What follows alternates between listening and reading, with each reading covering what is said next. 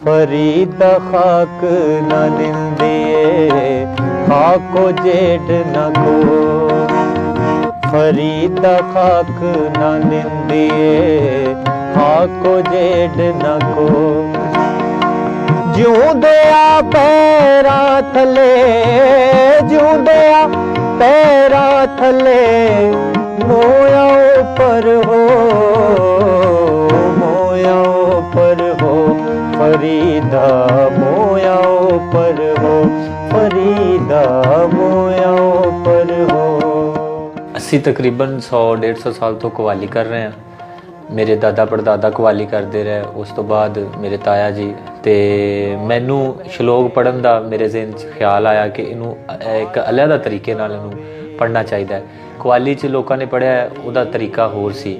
इंदी जी शलोकां दी जिहड़ी कंपोजिशन है वो मैं आप बनाई है, तो कोशिश की है कि वो सादा सादा होवे, जिहड़ी जल्दी अगले दी समझ दे विच आ जावे।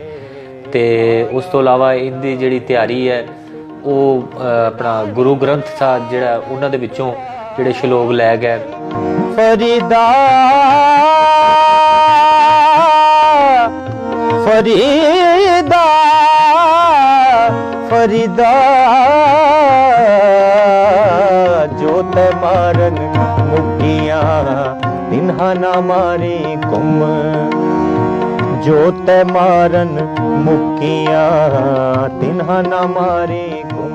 पाक पतन दे अंदर होर भी कुछ दोस्त जिहड़े ने उन्हां नूं असीं तैयार करते पे कि बाबा फरीद दा खालस बाबा फरीद दे शलोक गाए जान, और बल्कि शलोक दे नाल ओहदा मतलब भी मतलब दस्सिया जाए कि बाबा फरीद दे, क्योंकि वरतों विच नहीं है कुछ अल्फाज ऐसे बाबा फरीद दे शलोक दे जिहड़े कि असीं समझने हैं कि वो लोगों नूं दी वरतों च लियांदियां ही बाबा फरीद दा कलाम आसान ते समझ च आना हो जाएगा। काले मैडे कपड़े काला मैडा वेस, गुनाही भरे आ मैं फिरा, गुनाही भरे आ मैं फिरा, लोग कहण दरवे, लोग कहण दरवेश, फरीदा लोग कहण दरवेश।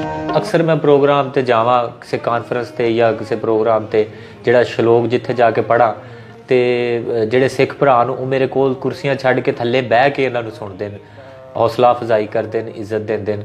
बाबा फरीद के मुतलक जिन्नियां कॉन्फ्रेंसां होंदियां ने या जो कोई मतलब बड़े प्रोग्राम होंदे ने बाबा फरीद के मुतलक, तो उत्थे मैनू बुलाया जाता है, बड़ी हौसला अफजाई इज्जत मिलती है। कोठे मंडप माड़ियां इतना लावी चित, फरीदा फरीदा कोठे मंडप माड़ियां इतना लावी चित, मिट्टी पई अतोलवी, मिट्टी पई अतोलवी, कोई न हो सी मित, कोई न हो सी मित फरीदा, कोई न हो सी मित फरीदा, कोई न हो सी मित।